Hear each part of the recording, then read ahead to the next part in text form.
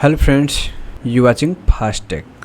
Friends, today I will talk that if pen drive got corrupted while making bootable and is not visible in your laptop or PC. I am connecting my pen drive to PC, but the pen drive is not showing inside this PC, but eject option is showing. So how do you have to show your pen drive in your PC? So let's get started. Friends, first of all, right click on this PC,